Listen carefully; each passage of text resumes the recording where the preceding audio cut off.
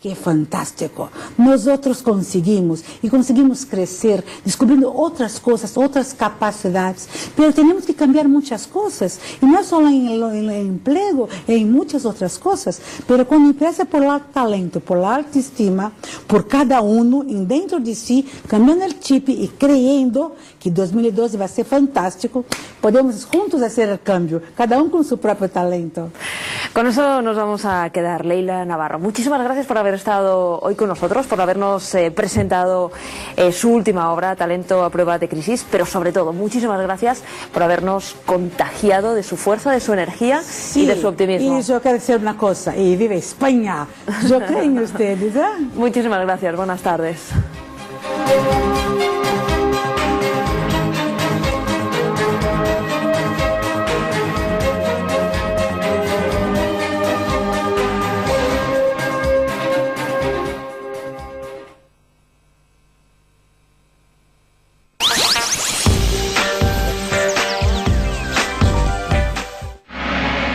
Ven a pasar 2 horas inolvidables en el musical más bello del mundo, Blancanieves Boulevard.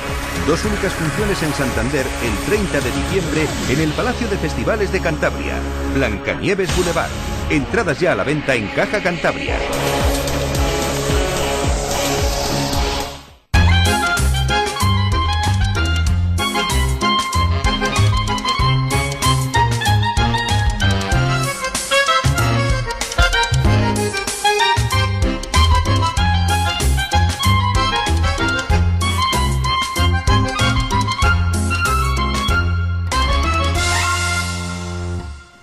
Pues hablando de la inversión de los clubes en jugadores, cosa que ya teníamos oportunidad de haber comentado, imagino que todo bien, desde la última vez que estuvimos juntos, yo me metí en sus casas hasta ahora, imagino que no habrá pasado nada así de importancia.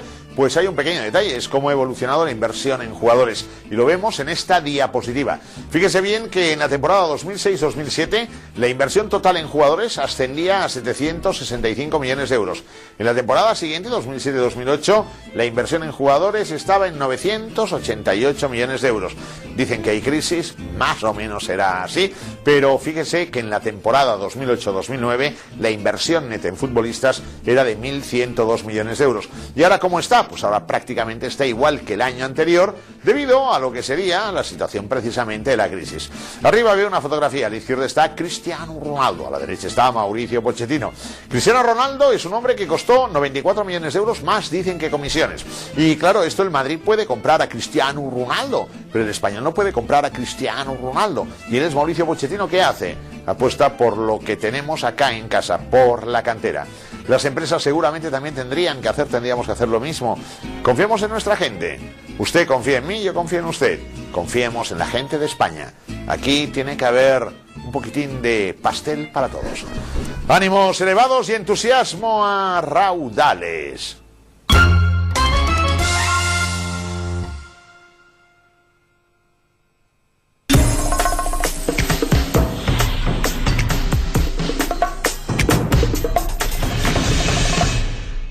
Repasemos los títulos más taquilleros de la historia teniendo en cuenta la inflación.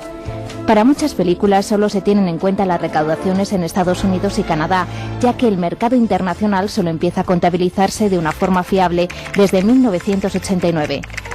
En el 10º puesto aparece una película con casi 75 años de edad. La producción de Walt Disney, Blancanieves y los 7 enanitos, fue el primer largometraje animado de la historia. Aunque Lillian, su mujer, le dijo que nadie iba a pagar un centavo para ver una película sobre enanos, el film recaudó 185 millones de dólares desde su estreno en 1937, unos 856 millones hoy en día. La película que revolucionó el género de terror se manifiesta en 9º lugar. El Exorcista sigue siendo el título calificado para mayores de 18 más taquillero de la historia, con 869 millones de dólares recaudados. Doctor Zhivago está en el 8º puesto con 975 millones. Si sumáramos la recaudación de las otras películas de David Lean, entre las que se encuentran El puente sobre el río Kwai y Lawrence de Arabia, ni siquiera se acercarían a semejante cifra.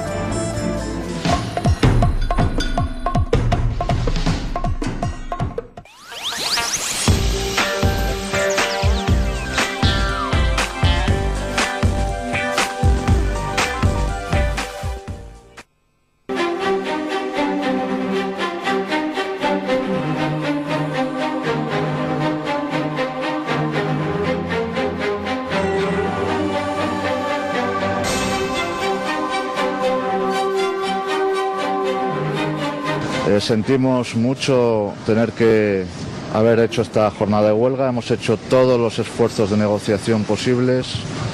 Hemos agotado todas las reuniones que la empresa ha utilizado como un paripé para poder decir que está negociando. Tiene absolutamente bloqueada la negociación. Está con su gestión produciendo un grave perjuicio a los clientes y a la empresa. Poco comprensible que un sindicato que representa al 7% de la plantilla quiera imponer sus condiciones al resto de 20.000 trabajadores simplemente porque una decisión empresarial que compete al ámbito de gestión de la empresa no les gusta. Entendemos que si el SEPLA va a convocar nuevos paros, no es una noticia agradable, es perjudicial tanto para la compañía, para los clientes fundamentalmente, a los que desde aquí queremos pedir disculpas por los perjuicios que se les pueda ocasionar. Bueno, el portavoz del SEPLA y el portavoz de Iberia, la verdad es que escuchándoles no parece muy posible que vaya a haber acuerdo en las próximas jornadas. Raúl Ramírez, muy buenas tardes. Muy buenas tardes, Beatriz. ¿Qué tal todo? Pues encantado de estar contigo, una vez más. Muy bien. Raúl Ramírez, abogado y analista económico. Antonio Álvarez Osorio, buenas tardes. Muy buenas tardes, Beatriz, qué linda vida. Igualmente, ¿qué tal todo? Muy bien, la verdad es que muy bien, todo bien, trabajando. Antonio Álvarez Osorio, socio director del despacho Álvarez Osorio y Miller y director del Foro Orfila. Bueno, y echando de menos que me imagino que llegará en unos instantes, salvo que viniera de fuera y tuviera que coger un avión de Iberia y se haya visto perjudicado, don José Ramón Pin Arboledas, enseguida espero que esté con nosotros y podamos saludarle y hablar de este y otros asuntos. Desde luego, cuando a distintas partes en una negociación nos vemos en posiciones tan, bueno, en fin, no sé, tan alejadas, no va a haber acuerdo ni hoy para esta jornada de huelga, ni para la próxima, ni, en fin, no sé. No tiene pinta por las declaraciones de ambas partes, ¿no? Pues parece ser que, evidentemente, como tú dices, Beatriz, las posiciones están muy contrastadas. Lo que a mí me parece gracioso es que siempre somos los usuarios que pagamos el pato, ¿no? Parece ser que estos señores, unos negocian son unos derechos, otros son unos intereses, pero al final es el usuario, cualquiera de los mortales, el señor Pin incluido, los que tenemos que sufrir las consecuencias de los desacuerdos de ambas partes. Yo considero y creo que tiene todo el sentido, este tipo de negociaciones deben afectar a la población, sí, en una determinada medida. Si las partes están tan contrastadas, supongo que habrá un arbitraje intermedio, pero durante el cual entiendo y no es poner en suspenso derechos y libertades de nadie, pero considero que un servicio público como el transporte aéreo debería seguir prestándose. Me parece muy bien, y sobre todo hemos aprendido experiencias anteriores con la huelga de controladores, una huelga mucho más previsada, regulada, con menor impacto en la población, pero al final esto no puede extenderse, y menos en estas fechas, bajo mi punto de vista. Yo creo que además, yo estoy de acuerdo contigo, Raúl, pero es que en definitiva hay un problema legal de fondo, que es la falta de legislación en relación con el derecho de huelga, ¿no? Yo creo que por cómo se legisló en el año 78 la Constitución, al final se dejó ahí una ventana abierta para regular esa legislación y muchos años más tarde, casi 33 años más tarde, ese derecho todavía no ha estado conscientemente regulado. Eso ha hecho posible que pase lo que pasó el año pasado con los controladores, que esté pasando este año en Navidad lo que está pasando con los pilotos y que en definitiva haya un descontento. Pero ese descontento tiene su origen muy claro en la falta de competitividad, ¿no? Y en definitiva las empresas lo que quieren es tomar decisiones para que esa competitividad sea mayor y por tanto la rentabilidad y la productividad que puedan engrandecer los salarios y los crecimientos de las personas que están dentro de esa empresa sea posible, pero es que no es el caso y en definitiva esa rigidez que existe en esa legislación junto con la falta de legislación en ese derecho concreto lo que hace es que no se pueda llevar a cabo huelgas razonables y que no puedan en ningún caso estar correctamente reguladas para satisfacer los derechos fundamentales de los ciudadanos y que están por encima de derechos que efectivamente afectan a cuestiones particulares y salariales de determinados colectivos, ¿no?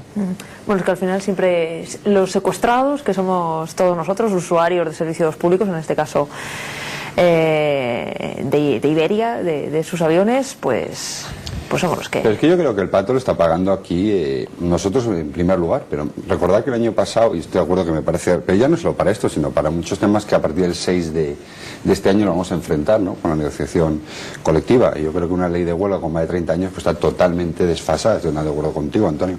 Pero en el fondo a mí me hace una cuestión, ¿no? Un colectivo, que yo no tengo nada en contra ni a favor, o sea, no puedo ser parte, aunque sí puedo dar mi opinión, ¿no? Obviamente como tertuliano. Evidentemente estos señores siempre han sido un colectivo especialmente protegido, me parece muy bien que esté muy bien sindicado. Obviamente creo que no les afecta la congelación del salario mínimo profesional a ninguno de ellos. Y por otro lado, el año pasado pues ya tuvimos una experiencia, una cosa es un servicio público y otra los prestadores de servicio público. El servicio público no se puede interrumpir, porque lo estamos pagando con nuestros impuestos todos los españoles. Con lo cual, el año pasado tomó una medida por el gobierno socialista para mí una acertada, que fue movilizar al ejército para que supliera esas funciones.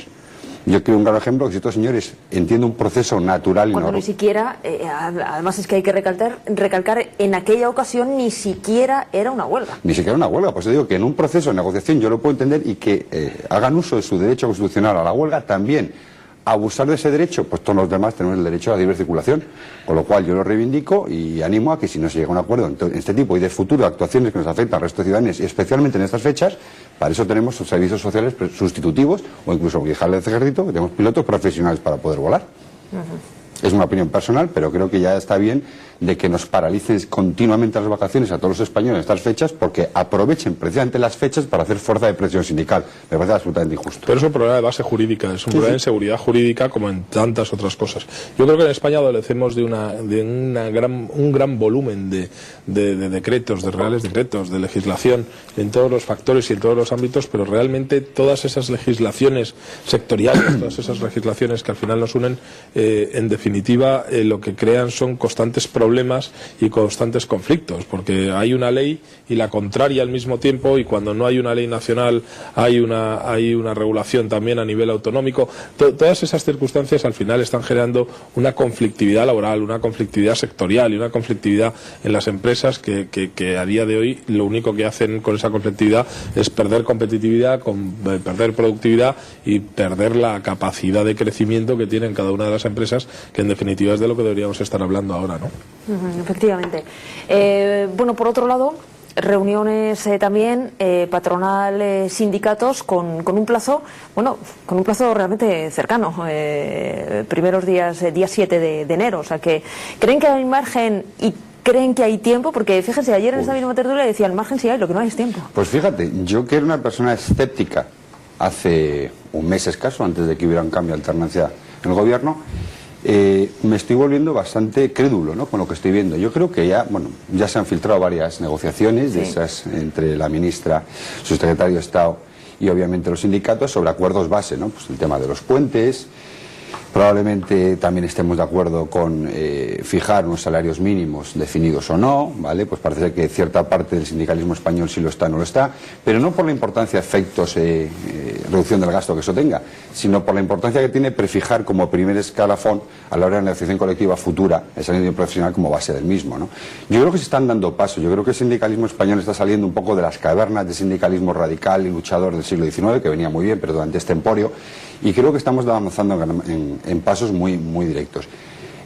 Va a costar y va a ser duro llegar a puntos de acuerdo sobre elementos demasiado de inflexión, como puede ser el despido, el tipo de contratación, que ya ha avisado en su día Mariano Rajoy, lo dijo, que no vamos a ir a un contrato único, ¿vale? Tendremos que ir a distintas formalizaciones, pero reduciendo la amalgama de tipos de contratos que hoy mismo puedes utilizar en el ámbito laboral.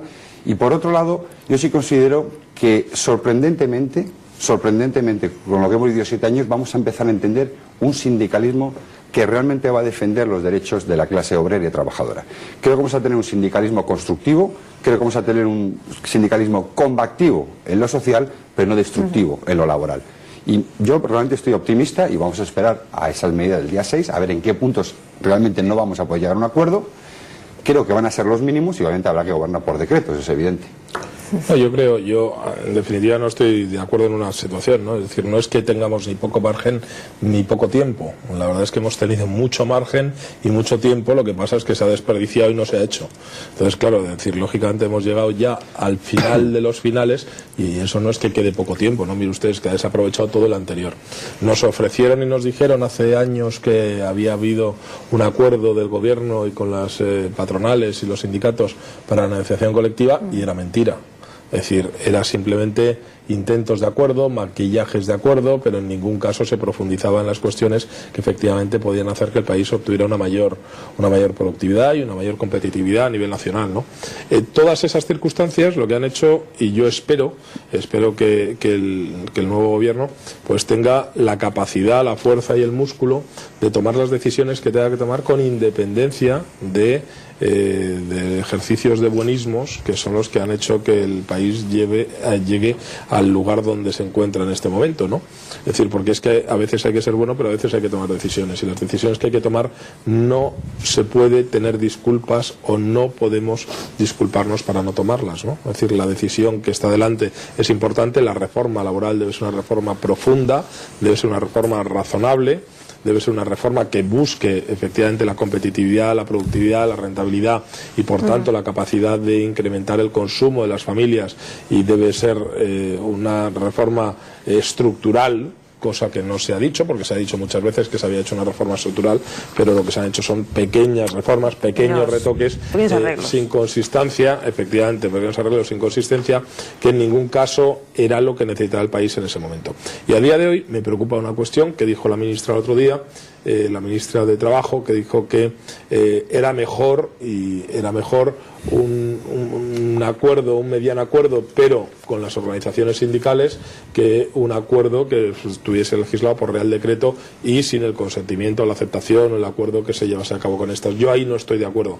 Es decir, yo creo que la línea está muy clara, lo que hay que hacer está muy claro, y no debemos en ningún caso balbucear con esa situación, porque efectivamente ya no nos queda mucho tiempo para tomar esas decisiones, y las decisiones hay que tomarlas con el consentimiento y con el acuerdo de las organizaciones sindicales, o si éstas indudablemente se enrocan en una situación radical y muy sectarizada, hay que tomarlo por Real Decreto, porque para eso está el gobierno, para gobernar.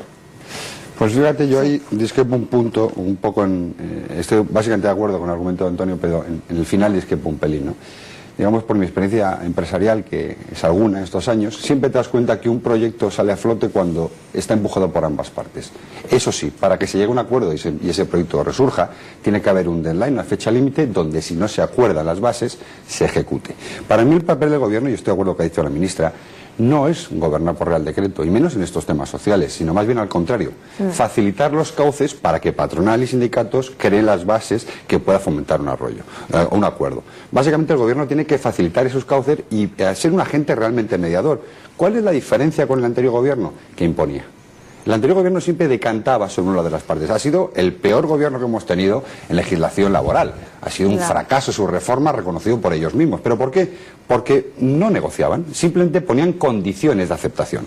Cuando en cualquier proyecto empresarial, y repito que me vale para ámbito puramente laboral, como muchos ámbitos de la vida, ambas partes se ponen de acuerdo en lo básico, con matices diferenciales, que es lógico, y hay un marco regulatorio serio, que es el gobierno, y un garantizador o un garante de que ambas partes cumplan sus compromisos, ese proyecto sale. Lo que tenemos que tener claro, y estoy de acuerdo contigo, Antonio, es que no podemos dilatarnos en el tiempo. Llega un momento en que y está puesto por el gobierno el primer día, 6 de enero, si no hay acuerdo en lo básico, Real Decreto. Pero sí es muy importante que ambas partes empujen y el gobierno tutele que se lleguen a acuerdos pactados entre ambos, para mí. Vale. Me pide la palabra, pero deme un segundo. Vamos a escuchar, porque bueno, hoy han hablado los sindicatos, concretamente desde UGT, su secretario de Acción Sindical, Toni Ferrer. Y esperamos que COE no se sienta estimulado por esta posición que el gobierno ha fijado ayer. Es decir, y que pretenda trasladar en ese terreno, porque evidentemente alejaría las posibilidades del acuerdo. Bueno, esa congelación del salario mínimo interprofesional aprobada que va a aprobar el gobierno, dice que podría dar, o temen los sindicatos que podría dar a la patronal. ¿Pero por qué lo temen los sindicatos? Pues obviamente porque eso no tiene ninguna importancia. A efectos gasto público, la congelación del salario mínimo interprofesional lo cobran 183.000 españoles realmente. O sea, estamos hablando de, como dicen los ingleses, pinos, de cacahuetitos. ¿Por qué le preocupa tanto al señor Ferrer? Pues es lógico que le preocupe al señor Ferrer, porque eso es la base de la negociación colectiva. Ten en cuenta que muchos convenios colectivos, la gran mayoría, tienen su base en la bonificación. Si congelamos el salario mínimo profesional, que son las bases, ellos probablemente alguno, yo he oído en los medios de comunicación algún personaje, por de otra manera, que ya estaba empezando con la lucha de clases, son los menos los beneficiados, los que pagan el pato. No digan tonterías, por favor. Es decir, se congela el salario mínimo profesional porque obviamente vamos a ir congelando todos. Y en las empresas hemos con salario congelado 5 años, de que a mí no me sorprende lo que ha dicho, es normal. Que se lo congelemos en mayor o menor medida un sector que otro, en función del poder adquisitivo, estoy totalmente de acuerdo. Pero a la administración pública pues habrá que reajustar salarios, como ya se ha hecho, en el sector privado se está haciendo. Lo importante del señor Ferrer no es por recaudación, ojo. Lo que a él le preocupa es que eso sea la piedra de toque filosofal para luego la negociación colectiva tenerla congelada. Efectivamente. Antonio. No, yo estoy de acuerdo en que esta es una de las primeras decisiones que va a tener que tomar el gobierno. Si solo fueran estas, desde luego estaríamos muy bien, ¿no? No es solo esto. Lo que pasa es que es muy bonito llegar a un gobierno con los cajones llenos y empezar a subir el salario mínimo interprofesional y, en definitiva, crear una serie de condiciones económicas de una supuesta protección social que no es real y que, en definitiva, lo que hace es pues aumentar de una forma descomunal el gasto, un incremento del gasto absolutamente imprevisible, y que, mientras que efectivamente la economía tira y va creciendo entre el 3,5% y el 4 y pico %, pues lógicamente eso se puede mantener. El problema no es eso, el problema es cuando efectivamente esa economía se contrae y llegamos a un año 2009 con una economía de un menos 3,6%, con un decrecimiento del 3,6%, y en definitiva esos 7 puntos hace que efectivamente todas las medidas pseudo sociales o presuntamente sociales que tú has tomado, que conllevan un gasto público absolutamente descomunal, se quedan ahí frente a una economía que no tira para poder abastecer y para poder compensar ese gasto, ¿no? Claro, ahí ese margen entre el menos 3,6 y todo ese progreso social y ese falso estado de bienestar, porque en definitiva era un estado subvencionado y un estado que en ningún caso lo que estaba llevando a efecto es ningún tipo de estímulo del sacrificio, del trabajo, de la profesionalidad, de la rentabilidad, de la competitividad, que es por lo que se debe guiar en todo caso una empresa, una familia, un profesional o cualquier otra circunstancia, incluida también la Administración Central del Estado y las autonomías.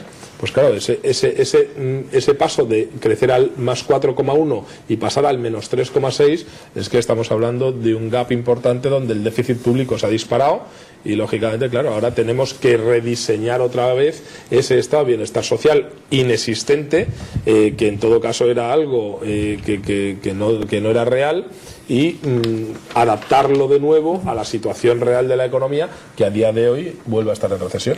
Bueno, que nos quedan apenas 2 minutos y don Raúl le veo nervioso. Yo creo que quiere cambiar de tema. ¿Está ya cansado? No es que quiero cambiar de tema, es que me parece muy a colación lo que está diciendo Antonio, porque hay hoy en prensa podemos ver la carta a Reyes Magos, digamos, de la eurozona para el año que viene. El Instituto de Finanzas Internacionales, que es el órgano rector con todos los bancos mundiales, ha declarado muy claro, Antonio, lo que va a pasar. O sea, no podemos tomar políticas contracorriente. En la eurozona, señores, este año acabamos con un crecimiento de 1,5. El año que viene crecemos solo el 1. Y el 2013 iremos al 1,2. España entra en recesión este último trimestre y el primero del año. 0,2. Está en recesión. Con lo cual, yo me acojo para la carta a mis Reyes Magos en la eurozona y en concreto en España a las 4 R's. Yo tengo 2 por mi nombre y apellido y le voy a sumar 2. La primera es recesión. Estamos en recesión a medida de cómo salgamos de ella, y una de las fórmulas es generar la productividad, aumentar en consumo y generar empleo. Lógicamente este país crecerá. Si no crece, imposible. La segunda, refinanciación. Deuda pública. Tenemos un problema con el sector bancario. El señor Guindos ya está poniéndose a trabajar. No vayamos contracorriente. Tercera, reformas, entre las cuales básicamente la laboral, de la que estamos hablando. Y la cuarta R que me falta, reestructuración de deuda, en concreto la exposición que tenemos a la deuda griega y periférica.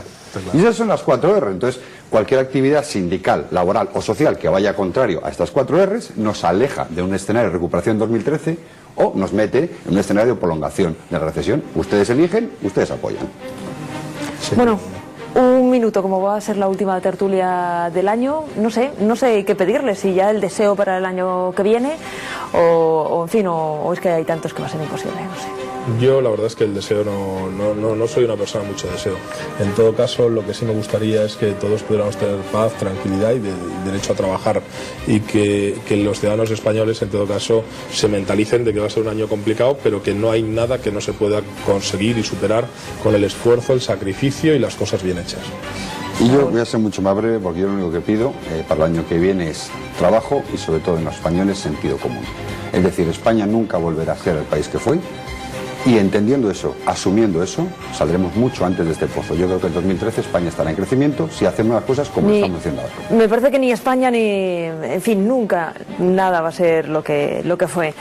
Raúl Ramírez, Antonio Álvarez Osorio, a los dos, muchísimas gracias como siempre y hasta la próxima. A ti, Buenas tardes. feliz año. Nosotros nos marchamos con la acción social. Feliz año a los dos también. Repsol te ofrece la noticia de acción social. El 87,3% de las personas con discapacidad opina que su integración laboral responde a la obligación legal que conlleva la Ley de Integración Social del Minusválido, que obliga a las empresas de más de 50 trabajadores a contratar un porcentaje de empleados con discapacidad no inferior al 2%, pero no a un compromiso verdadero del empresario.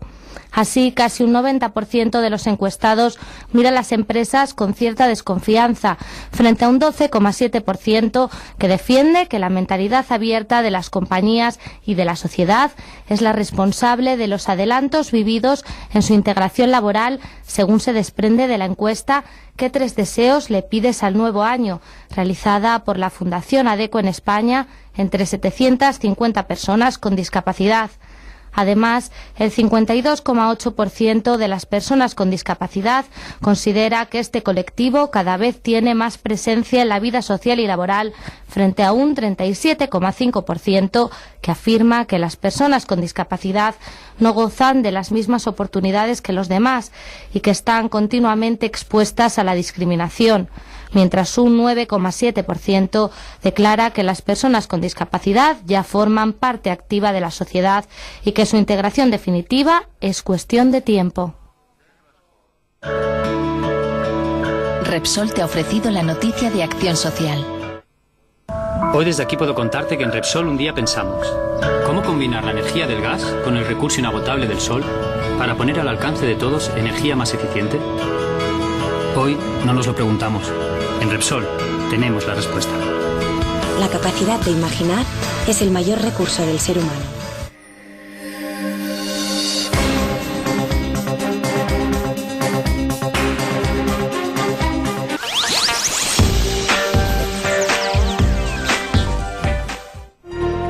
El Grupo Arturo es una empresa sólida de tercera generación con más de 100 años de historia, especializada en hostelería, ocio y servicios. Cuenta con restaurantes, hoteles, colectivos, servicio de catering, clubes deportivos y áreas de servicios. Las claves del éxito del Grupo Arturo son calidad, flexibilidad, cercanía con el cliente y formación de sus empleados. En la actualidad posee más de 180 establecimientos, 3.500 empleados y ofrece más de 50.000 comidas diarias. Grupo Arturo, estos 100 años solo son el principio.